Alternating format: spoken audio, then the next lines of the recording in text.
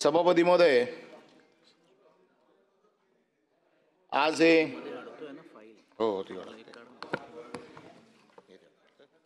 आणि हे द्या बस बस बस बस फोन आहे फोन आहे फोन द्या ना. सभापती महोदय, आज सभागृहात जे विधानसभा विधेयक क्रमांक 33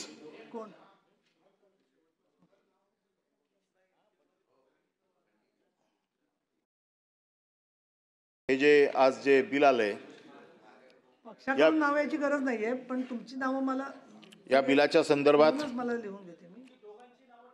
आता सरकारने या बिलाचा उद्देश व कारण सांगितले आणि हे बिल मागच्या वेळेला संयुक्त समिती समोर गेलं होतं. संयुक्त समितीने जे काय बदल सुचवलेत त्याच्यातल्या काही बदलांचा देखील उल्लेख आता त्यांनी सांगितलेला आहे. या बिलाचा उद्देश सांगताना त्यांनी सांगितलं की दहशतवाद, नक्षलवादी, शहरी नक्षलवादी, या सगळ्यांना, माओवादी, या सगळ्यांना रोखण्यासाठीचं हे बिल आहे. आणि कडव्या डाव्या विचारसरणीचे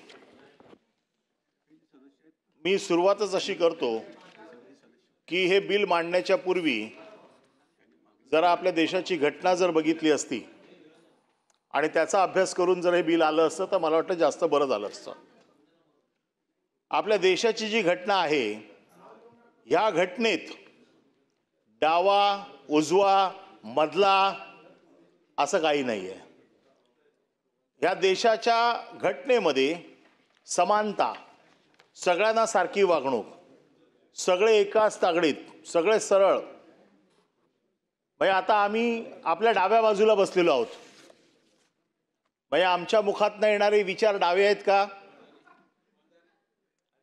आणि सर्वसाधारण डाव्यांचा रंग हा लाल समजला जातो.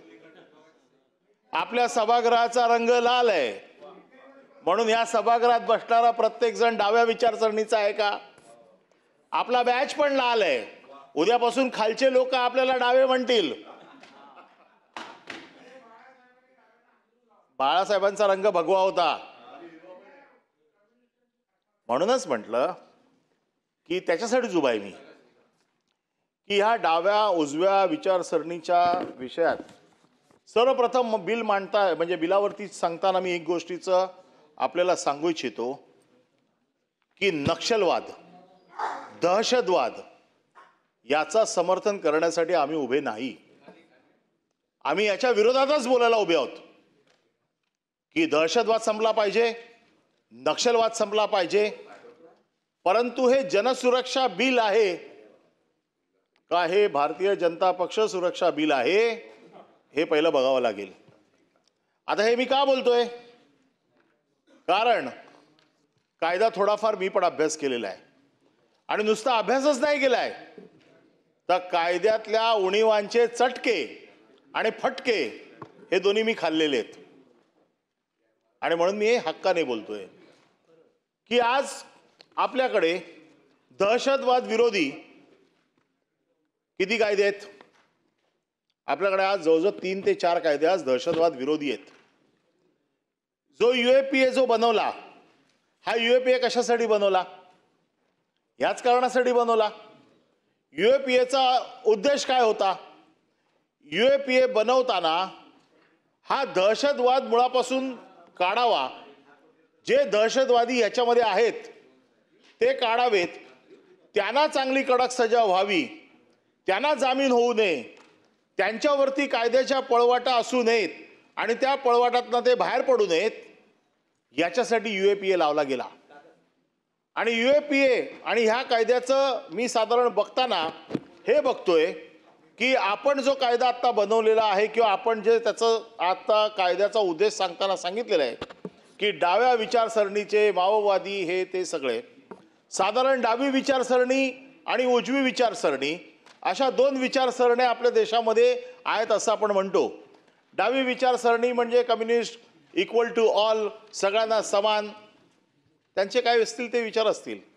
आणि उजवी विचारसरणी म्हणजे धर्माच्या आधारावरती असलेली विचारसरणी, म्हणजे त्याच्यामध्ये RSS असेल, बजरंग दल असेल, शिवसेना असेल, सनातन असेल, संभाजी ब्रिगेड, म्हणजे साधारण उजव्या विचारसरणीचे लोक. भाजपा, मग आता भाजपाचा एखादा अतिरेकी असेल तर तो उजव्या विचारसरणीचा आहे. उद्या मी अतिरेकी म्हणून उजव्या विचारसरणीचा आहे म्हणून मला तुम्ही सोडणार का?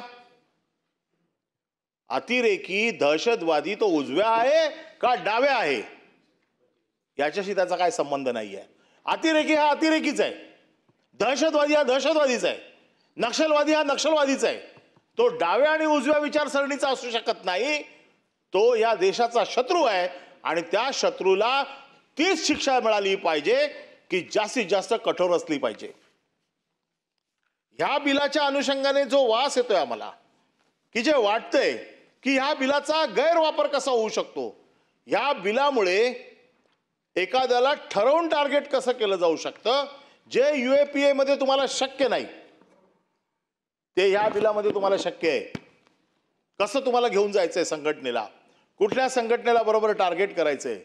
माझं म्हणणं असं आहे, तुम्ही जो उद्देश एक सांगितलाय ज्याच्याशी आम्ही 100% सहमत आहोत, की एखादा जर देशद्रोही सापडला तर त्याला बिलकुल कुठे माफ करता येता कामा नये, त्याच्यावरती कुठल्याही प्रकारची दयामया असता कामा नये. पण त्याच्यासाठी हे वेगळं बिल का? त्याच्यासाठी तुमच्याकडे आता असलेले सगळे कायदे आहेत. आणि मला एक गोष्ट सरकारकडनं समजून घ्यायची आहे की जे UAPA मध्ये आहे त्याच्यापेक्षा वेगळं असं कुठलं सेक्शन आहे, कुठला नियम आहे की जो UAPA पेक्षा वेगळा आहे आणि UAPA पेक्षा जास्त कडक आहे. माझ्या माहितीप्रमाणे जो काय माझा अभ्यास आहे, आताच्या देशातला सर्वोच्च जो कडक कायदा आहे हा UAPA आहे. याच्यावरती हा कायदा नाही आहे. हा कायदा जो बघितलाय याच्यातली सजा किती आहे? 7 वर्ष. 7 वर्ष तर बुरट्या चोराला शिक्षा होते. तुमच्या चोरीची शिक्षा, तुमच्या छोट्या दरोड्याची शिक्षा, तुमच्या मारामारीची शिक्षा ही 7 वर्षाची आहे. मग तुम्ही दहशतवाद्याला, गुन्हेगाराला, क्राईम करणाऱ्याला 7 वर्षाच्या शिक्षेबरोबर मोजताय. आणि तुम्ही आता जे सांगितलं की हे असे लोक सुटले, तसे लोक सुटले, तुम्ही हा कायदा करताना एक विचार करा, कायद्याचा जामीन जो असतो ना तो त्याच्या शिक्षेशी लावलेला असतो. ज्याला 3 वर्षाची शिक्षा ज्या कायद्यामध्ये आहे त्याला कोर्टात ताबडतोब जामीन होतो. 7 वर्षाची ज्याला शिक्षा आहे त्याला सेशन ट्रायबल मध्ये जामीन होतो किंवा हायकोर्टात होतो. त्याच्यामुळे तो सुटणार नाही. तुम्ही एखाद्या गोष्टीचा जर अंदाज घेतला आणि एकदम तुमच्या लक्षात आलं की हा दहशतवादी आहे, याला आतमध्ये टाकायलाच पाहिजे, याला कायमचा हा मरेपर्यंत जेलमध्ये राहायला पाहिजे, या कायद्याने ते शक्य नाहीये. हे तुम्ही काय करताय? दहशतवादाला शिक्षा करत नाहीये, तुम्ही गुन्हेगाराला शिक्षा करत नाहीये, तुम्ही संघटनेला टार्गेट करताय. एखाद्या संघटनेवरती तुम्ही ज्या पद्धतीने तुम्ही करू शकता त्याचं एक साधारण चित्र आम्ही बघतोय की काय होऊ शकतं याच्यामध्ये. आता ह्याच्यामधल्या ज्या तरतुदी आपण केलेल्या आहेत की हे कोणाकोणाला लागू होणार आहे, हे इंडिव्हिज्युअल माणसाला तर लागू होणार नाही असं तुम्ही सांगितलं, एका व्यक्तीला तर लागू होणार नाही सांगितलं. मग एखाद्या व्यक्तीला लागू होणार नाही तर मग 7 वर्षाची शिक्षा कोणाला? मी त्या संघटनेचा सदस्य आहे, समजा मी ज्या संघटनेचा सदस्य, एखाद्या दहशतवादी संघटनेचा सदस्य आहे, तुम्ही एका माणसाला तर लावणार नाहीये, मग तुम्ही शिक्षा लावणार कोणाला? 7 वर्षाची सजा तुम्ही देणार आहे कोणाला? म्हणजे ती सजा तुम्हाला द्यायची असेल तर त्याला तुम्हाला परत UAPA मध्ये न्यावं लागेल किंवा त्याला परत IPC मध्ये आणावं लागेल आणि IPC आणि UAPAचा तुम्हाला आधार घेऊनच त्या व्यक्तीला सजा करावी लागेल. मग ज्या गोष्टीमुळे तुम्ही सजा करणार आहात तो कायदा आता अस्तित्वात आहेच ना. पुन्हा एका बाजूने देशाचे गृहमंत्री म्हणतायत की नक्षलवाद आता संपतोच आहे, नक्षलवाद संपवत आलाय, नक्षलवाद जवळपास संपलाच आहे. आणि जर मग नक्षलवाद संपलाय, देशाचे गृहमंत्री सांगतायत की नक्षलवाद संपलाय, तर मग ह्या बिलाचा उद्देश काय? मग हे बिल कशासाठी आणलंय? मग तुम्ही एका बाजूने मान्य करताय की दहशतवाद संपलाय, दुसऱ्या बाजूने तुम्ही बिल आणताय. या बिलाचा उद्देश सांगताना तुम्ही हेच सांगितलंय की नक्षलवादाशी संबंधित, माओवादाशी संबंधित. मग तुमचे गृहमंत्री खरं बोलतायत. का तुम्ही इकडे आणलेल्या बिलाचा आम्हाला विचार करावा लागेल की हे बिल खरं आहे का खोटं आहे का राजकीय हेतूने प्रेरित आहे? बिल जर तुमचं दहशतवाद्यांच्या विरोधात असेल, माओवाद्यांच्या विरोधात असेल, देशविघातक कृत्यांच्या विरोधात असेल तर आमचं त्याला समर्थन आहे. परंतु त्या बिलाच्या आडून राजकीय अजेंडा जर त्याच्यावरती चालणार असेल तर त्याच्या विरोधात आहे. मी हे का सांगतोय? कारण तुमचा मनी लॉन्ड्रिंग ऍक्ट जो आहे किंवा तुमचे वेगवेगळे कायदे आहेत, PMLA आहे किंवा आहे, याच्यात देखील तुम्ही आता जे म्हटलंय ना की सल्लागार मंडळ त्यांच्या परवानगीशिवाय हे होत नाही. PMLA ऍक्ट मध्ये 1 कोटीच्या खालची केस PMLA ऍक्ट मध्ये बसत नाही. आता तुम्हाला जर चांगलं माहिती आहे, मला ती PMLA ऍक्ट मध्ये फक्त 23,000वरती आकडा तुम्हीच दिला होता मला, 23,000चं बिल भरलंय, जरा सांभाळून राहा.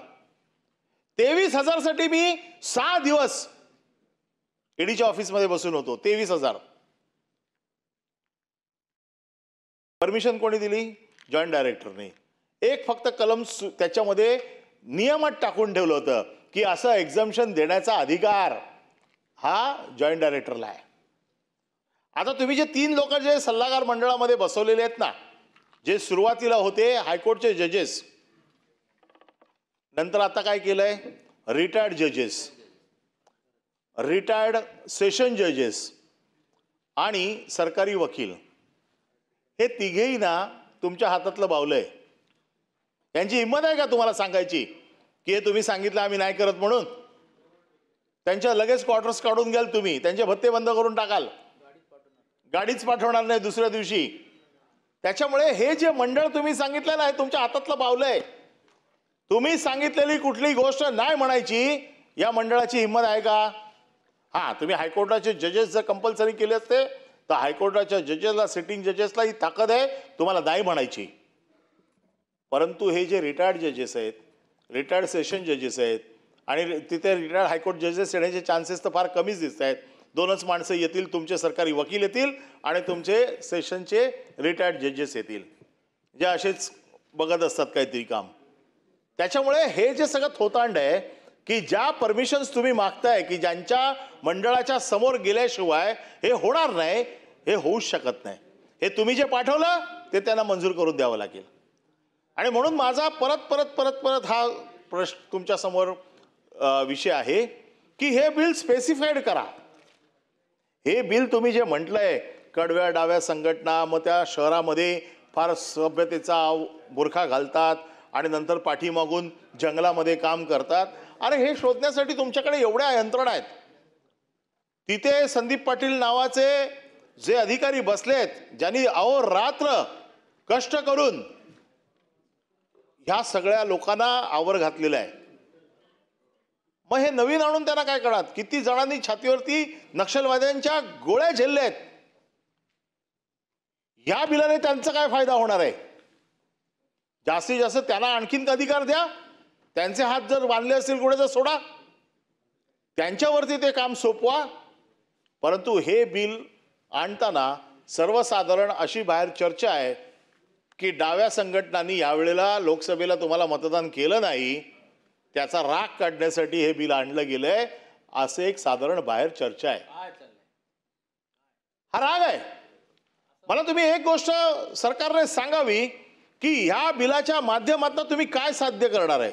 तुम्ही जे सगळं सांगितलं उद्देश, तुम्ही जे सगळा जो काय कारणं सांगितली, या सगळ्या कारणांना जर आम्ही त्याच्या पद्धतीने तुमच्याकडे एक एक प्रश्न मांडलेत आता की मला एक तरतूद तुम्ही अशी सांगा जी UAPA मध्ये नाहीये आणि ह्या कायद्यामध्ये आहे, ज्या कायद्याचा वापर करून UAPA मधनं सुटू शकणाऱ्या माणसाला तुम्ही आयुष्यभर जेलच्या बाहेर येऊ देणार नाही. एक तरतूद सांगा कुठली. तुमच्याकडे तरतूद नाहीये, तुमच्याकडे कुठलं स्पेसिफिक कारण नाहीये. तुम्ही ही जी भाषा वापरली आहे ही ठोकळ भाषा आहे. हे आपण गेले कित्येक वर्ष या सभागृहात वाचतोय. ज्या भाषेचा ठोकळा पद्धतीने उपयोग केला जातो. आता ह्याच्यामध्ये तुम्ही एक शब्द वापरलाय, तो वैष्म ना सर, विश्व, विश्व. आता किती लोकांना माहिती हा शब्द? या सभागृहातल्या किती लोकांना हा शब्द माहिती आहे? निवासस्थान ना, हा, निवासस्थान. हो, आपल्याला माहिती आहे, आपण तर विद्वान आहात. हे विद्वानांचं सभागृह आहे. तुम्ही पण एक विचारलं म्हणून आपलं उत्तर दिलं. मग साधा शब्द वापरा ना. तुमचं घर जप्त करू, तुमचा वाडा जप्त करू, तुमचं निवासस्थान जप्त करू. अरे असे असे शब्द टाकायचे की पकडलेल्या माणसाला असं वाटेल की काय झालंय, काय काय जप्त करणार आहेत. हे भाषा कुठली आहे? अगदी सोपं सारळ सरळ बिल आणलं असतं की बाबा दहशतवादी कृत्य करणार. आता माझा साधा विचार, डाव्या संघटना, उजव्या संघटना, उजव्या संघटना धर्मावरती आधारित. मग पहलगाममध्ये ज्या लोकांनी हल्ला केला त्यांना तुम्ही सोडणार उजव्या आहेत म्हणून? ते पण धर्माच्या आधारावरती आहेत ना. त्याने आपल्या माणसाला विचारून विचारून हिंदू आहे म्हणून गोळ्या घातल्या ना. मग हे उजव्या विचारसरणीचे लोक ठरतात जे धर्माच्या आधारावरती संघटना चालवतात. मग यांना तुम्ही वेगळा न्याय देणार? मग तुम्ही फक्त डाव्यांसाठी का, उजव्यांसाठी का नाही? डावे आणि उजवे तुम्हाला वेगवेगळ्या करता येणार नाही. या बिलात आमचं बघा, तुमच्या बिलाला समर्थन आम्ही देतोय. कशासाठी देतोय? की दहशतवाद, नक्षलवाद, माओवादांशी संबंधित असलेले लोक एक एक शोधून शोधून काढा आणि त्यांना कायमच्या आतमध्ये टाका. ते मरेपर्यंत सुटले नाही पाहिजेत, याच्यासाठी बिलाला समर्थन आहे. परंतु तुमचं हे जे बिल आहे हे ठराविक उद्देशाने आणलेलं बिल आहे. याच्यामध्ये जी काही तुम्ही रचना केलेली आहे बिलाची, या रचनेतनं तुमचा उद्देश जो तुम्ही आत्ता मांडला तो सिद्ध होत नाही आहे. जी सिस्टीम तुम्ही लावलेली आहे ती पूर्ण परिपूर्ण नाही आहे. सिस्टीम सगळ्या तुमच्या हातात ठेवलेल्या सिस्टीम आहेत. कारण मी जे कायदे बघितले, ज्या कायद्यांचा वापर फक्त राजकीय कारणासाठी केला जातो, जसा PMLA मध्ये 15-15 महिने माणसं आतमध्ये ठेवायची आणि ज्या वेळेला सुप्रीम कोर्टात मॅटर जातं त्यावेळेला तुमचा वकील उभा राहतो आणि सांगतो we don't have any objection to release. 15 महिन्यानंतर सांगितलं जातं I don't have any objection to release. अरे त्या माणसाची 15 वर्ष महिने फुकट गेले. त्याच्या आयुष्यातला 15 महिने त्याला जेलमध्ये राहावं लागलं. कठोर संकटाला त्यांना सामोरं जावं लागलं. याची जबाबदारी कोण घेणार? त्याच्या आयुष्यातले 15 महिने तुम्ही खराब करून टाकले, त्याची जबाबदारी कोण घेणार? आणि नंतर मग शेवटी सुप्रीम कोर्टात सांगायचं ठीक आहे सोडून द्या त्याला. उद्देश असा असता कामा नये. एखाद्याला उचलायचं, एखाद्याला टाकायचं आतमध्ये, त्याची बदनामी करून टाकायची. जो खरा दहशतवादी आहे, नक्षलवादी आहे, त्याच्यावरती जी कडक कारवाई करायची ती UAPA मध्ये तुम्हाला अवेलेबल आहे. हे बिल आणायची त्याच्यासाठी काही गरज नाही आहे. आणि हे जर बिल तुम्हाला आणायचंच असेल तर ह्या बिलामध्ये अतिशय स्पष्टता हवी की हे बिल नक्षलवाद्यांसाठीच आहे, हे बिल माओवाद्यांसाठीच आहे, हे देशविघातक शक्तींसाठीच आहे, जे देशामध्ये आपल्या सभ्यतेचा आव आणून विघातक कृत्य करतायत त्यांच्या विरोधातलं आहे. आम्ही मान्य करू बिल. आजही सांगतो आम्ही सगळे मान्य करू. असं कोणी आम्हाला इथे विरोधक नाही आहे. कारण आम्ही देशप्रेमी आहोत. देशाच्या बाजूने जर एखादी गोष्ट येत असेल तर चांगली गोष्ट आहे. परंतु हे सगळं UAP मध्ये आहे.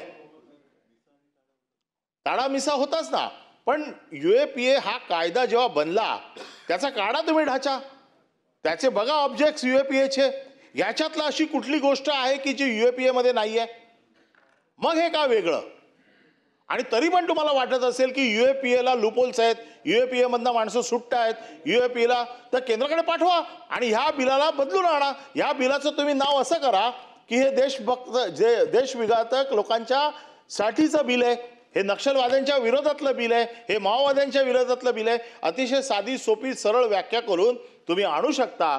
मला असं वाटतं की हे बिल राजकीय बिल आहे आणि हे राजकीय असल्यामुळे ह्या बिलाला आम्ही विरोध करतो आणि हे बिल सुधारून आपण परत आणावं.